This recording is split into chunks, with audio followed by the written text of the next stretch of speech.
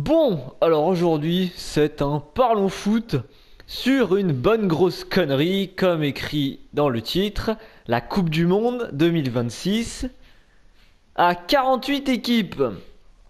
Je fais une vidéo juste sur ça. Bon alors, ce qu'on voit en fond, hein, Liverpool, voilà, la saison on s'en fout, hein, c'est pas le fond qui compte, c'est juste ce que je vais dire. Bon, parler de cette Coupe du Monde à 48 quand même, parce que bon, même si c'est en 2026, sachant qu'on est en 2017, ça veut dire qu'il y a la Coupe du Monde 2018, l'Euro 2020, la Coupe du Monde 2000... je dis des conneries. Je sais plus compter. Si, Euro 2016, Coupe du Monde 2018, Euro 2020, Coupe du Monde 2022, Euro 2024, et donc Coupe du Monde 2026, ce qui veut dire que ce sera la 6ème compétition. Donc on a le temps, mais bon, quand même... La décision était prise de faire participer 48 équipes à la phase finale de la Coupe du Monde. C'est-à-dire qu'ils vont faire 16 groupes à la Coupe du Monde de 3 équipes. Donc là, on parle même pas des qualifications, hein. C'est à la Coupe du Monde. Au lieu d'avoir 32 équipes comme d'habitude, il y en aura 48. Voilà. Donc ça fait 16 équipes de plus, hein. Et dans les 16, si je dis pas de conneries, je crois qu'ils rajoutent, par rapport au nombre d'équipes qu'il y a actuellement, 6 équipes européennes, je crois. Il doit rajouter au moins 5 équipes africaines, peut-être 2 ou 3 équipes d'Amérique, non 4 équipes ou 3, je sais plus, d'Amérique du Nord. Du style, je sais pas, Mexique, États-Unis, Canada, ça se trouve le Costa Rica, ça doit être Amérique du Nord, je sais plus. Des équipes comme ça. Il doit y avoir Asie-Océanie qui, pareil, prennent 2 ou 3 équipes en plus. Enfin bref.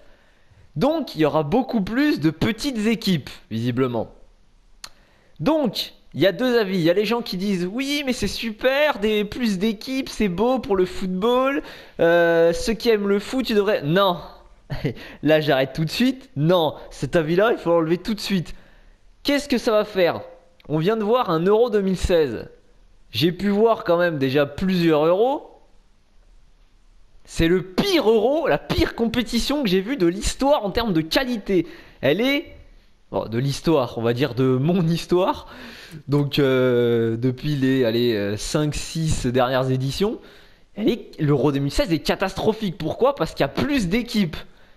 Et quand tu mets plus de petites équipes, bah, le niveau il baisse. Parce que forcément, c'est beau pour les petits pays, les supporters, les gens, ils sont contents de voir leur pays qui est moyen, nul, qui va à la Coupe du Monde, c'est génial. Sauf que quand on va se taper des poules avec des matchs Togo-Nouvelle-Zélande dedans, qui va aller se taper le match à regarder? Personne. Les gens qui disent c'est mieux pour le football et tout, c'est des gens qui vont pas regarder les matchs de merde, moi je le dis. Moi j'ai pu regarder tous les matchs de l'Euro 2016 à 3 ou 4 matchs près, hein. J'ai pu voir tous les matchs et je me suis tapé notamment un Irlande du Nord-Pologne que je ne conseille à absolument personne.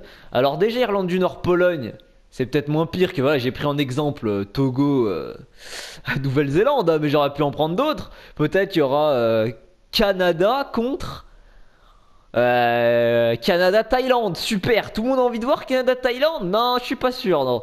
C'est une connerie monumentale. En plus, des groupes de 3. Ce qui veut dire que s'il y a 2 équipes de merde dans un groupe de 3, il y a une des 2 équipes de merde qui va se qualifier. C'est ça le pire. Donc c'est une très mauvaise idée. Ça va complètement baisser le niveau de la Coupe du Monde. Coupe du Monde, c'est censé être la plus grande compétition mondiale, la plus forte aussi. Quand tu regardes la Coupe du Monde, tu t'attends à un minimum de qualité dans les matchs. Là, si tu fais participer plus de petites équipes, bah forcément il y aura plus de petites équipes dans la compétition, donc plus de matchs moyens voire mauvais. Voilà, personne n'a envie de voir des matchs moins bons. Donc autant en mettre moins. Et déjà, franchement, la Coupe du Monde à 32, il y avait certains matchs dans certains groupes qui étaient vraiment moyens, quoi. Donc, et encore, on arrivait à avoir un certain niveau correct, je trouve. Donc voilà, ça sert à rien de rajouter 16 équipes en plus pour te retrouver avec des matchs complètement, on va même pas dire farfelus, hein, mais pas loin. Non mais voilà, ça c'est mon avis dessus, je pense que tout le monde a le sien, et je suis complètement contre. Mais après, je crois bien que c'est trop tard, de toute façon c'est voté, c'est acté. La Coupe du Monde 2026 sera 48. Mais bon, c'est un peu comme la Coupe du Monde au Qatar, quoi. C'est un truc qu'il faudrait complètement changer aussi. Parce que c'est une connerie. Donc la Coupe du Monde 2026, je ne sais pas s'ils changeront entre temps. En tout cas, pour l'instant, elle sera à 48 avec 16 groupes de 3. Alors, ceux qui sont contre, c'est le moment de faire signer une grosse pétition pour arrêter les conneries tout de suite. Hein. On va pas se taper des matchs à la con. Surtout que, bon, encore pour moi, par exemple, qui suis français, ça va. Je veux dire, la France, logiquement, elle sera la Coupe du Monde, surtout vu le niveau qu'on a en ce moment. Il n'y aura pas de problème, on y sera, mais enfin, je sais pas, même quelqu'un qui est supporter, je sais pas, une équipe qui se qualifie jamais d'habitude, voilà, genre du Canada ou de Cuba ou truc comme ça, il va être super content d'y aller, d'accord. Mais parce que le mec il va aller voir le match jeudi Cuba-Thaïlande, il va faire, mais attends, mais mon équipe c'est vraiment de la merde. Donc non, il faut pas. La Coupe du Monde, c'est sacré. C'est la plus grande compétition internationale. Tu demandes à un joueur s'il préfère gagner la Ligue des Champions, son championnat, le championnat anglais ou la Coupe du Monde. Mais évidemment que le mec, il va te répondre la Coupe du Monde. C'est le truc que tout le monde veut gagner. Il y en a une fois tous les 4 ans. Et je veux dire, t'as pas le luxe de pouvoir gâcher une compétition. Une Ligue des Champions, bon bah tu perds une année en huitième de finale en ayant fait de la merde. Bon bah tu reviens l'année d'après avec une autre équipe, c'est pas très grave. Mais la Coupe du Monde, tu peux pas revenir avec une autre équipe. Tu peux pas revenir en étant sûr d'avoir une équipe forte à chaque fois. C'est un peu le hasard qui fait que bah, le joueur fort, il est de même pays que toi. C'est comme ça. Et puis c'est ton pays, c'est différent. C'est tous les 4 ans, ce qui fait que ça la rend encore plus intéressant, encore plus intéressante à jouer. Voilà. Et c'est une coupe que tout le monde veut aller chercher et que pas tant que ça de joueurs ont finalement. Puisque voilà, déjà c'est tous les 4 ans et bah, c'est souvent les mêmes équipes qui les ont. Surtout que au final, t'auras beau rajouter toutes les plus petites équipes que tu veux, quand tu vas arriver en quart de finale, il y aura toujours les mêmes équipes. Alors pourquoi rajouter 116 millions d'équipes? On s'en fout. Le but des qualifications pour aller à la Coupe du Monde, c'est justement de faire le tri, dégager les équipes les plus nulles qui ont le moins mérité pour envoyer les équipes les plus fortes, ou en tout cas qui ont fait le meilleur parcours en qualification, à la Coupe du Monde. C'est ça. Alors déjà, à la Coupe du Monde, il n'y a pas les 32 meilleures équipes. À la Coupe du Monde, il y a 32 équipes qui ont été les plus fortes dans les qualifications de leur continent. Quand tu vois qu'il y a des équipes comme, voilà, bah, je vais reprendre l'exemple de la Nouvelle-Zélande parce que ça leur arrive de se qualifier. Ça veut pas dire que la Nouvelle-Zélande ils sont forts, ça veut dire qu'ils sont arrivés, peut-être, je sais pas, troisième dans l'Asie-Océanie quoi. Mais l'Asie-Océanie c'est moins fort que l'Europe par exemple. Une équipe comme, je sais pas. Le Sénégal s'il se qualifie, ça veut pas dire que le Sénégal par exemple ils sont meilleurs que je sais pas la Croatie qui va se qualifier.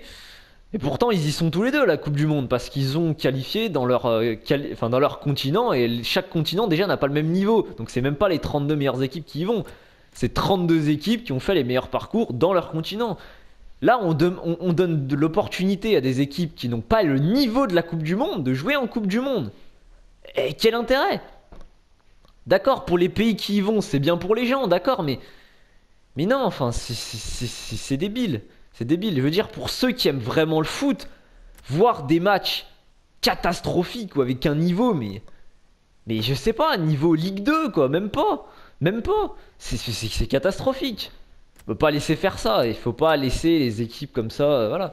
C'est très bien qu'il y ait des petites équipes, c'est le cas, parce que dans la Coupe du Monde, là, comme je suis en train de le dire, à 32 équipes, il y a déjà des équipes qui sont, voilà, il y a la France, l'Allemagne, l'Espagne, le Brésil, l'Argentine, qui sont des très grosses équipes, j'en cite que quelques-unes, hein, qui sont de très grandes équipes, mais il y a toujours des petites équipes que tu sais qu'ils y vont, qui vont jamais gagner la Coupe du Monde, tu vois, une Slovaquie qui y va, le Japon, l'Australie, tu sais qu'ils vont pas gagner, mais au moins ils y vont, ils ont un minimum de niveau qui font que, bon, ils peuvent au moins se débattre dans les poules, quoi. Voilà, mais chaque année, par exemple, tu as des équipes comme la dernière en Coupe du Monde de 2014, j'ai déjà plus de souvenirs. Il y avait l'Iran, par exemple, je me rappelle, parce qu'ils étaient dans le groupe de l'Argentine, notamment, qui avait tenu tête à l'Argentine. Après, ils ont perdu. Bon, voilà, ils se font sortir des poules. L'Iran, ils ont un niveau, ils ont même pas le niveau Coupe du Monde. Donc voilà, mais ils y étaient quand même, parce que bon, ils se sont qualifiés. De temps en temps, il y a quelques petites équipes comme ça qui y sont. C'est suffisant, faut pas en mettre 12 000, ça sert à rien. Ou dans ce cas-là, c'est plus une Coupe du Monde, c'est carrément, c'est la porte ouverte à tout. Dans ce cas-là, demain, tu fais jouer l'Ouzbékistan, l'Ouganda, le Groenland, l'Antarctique, tout ce que tu veux. Non, non, ça sert à rien. Si tu veux que la Coupe du Monde, elle soit aussi sur un piédestal comme elle l'est actuellement, c'est-à-dire la meilleure compétition au monde, il faut qu'elle reste avec des pays qui ont un minimum mérité d'y aller, quoi. 32 pays, c'était déjà bien. Pas la peine d'en mettre plus. 48! 48! C'est déjà, tu sens la couille arriver un petit peu, 48. Donc voilà, après, je sais même plus, là, je pense que je suis au bout des arguments négatifs et positifs. Voilà. Après, je vais même pas parler de ça parce que, bon, c'est pas mon rayon, mais je veux dire, enfin, après, il y a le côté économique, en gros, qui pour la FIFA fait que c'est bien pour eux que les petits pays ils y vont, quoi. Mais bon, bref, ça c'est autre chose. Sujet que je maîtrise moins, donc je vais pas m'étaler dessus. Sujet qui est plutôt donc négatif. Mais donc voilà, je vois pas l'intérêt de faire ça. C'est débile. C'est débile. Voilà. Donc voilà, c'était mon avis sur la Coupe du Monde 2026. Donc on n'y est pas encore, on a le temps de réfléchir, même si bon, la vie va pas trop changer. Coupe du Monde 2026 qui sera à 48 pays avec donc 16 groupes de 3 équipes. Si vous pensez que c'est bien, eh ben dites-le, mais je serai pas d'accord avec vous. Et si vous pensez que c'est pas bien, check. Allez, dans un prochain Parlons Foot.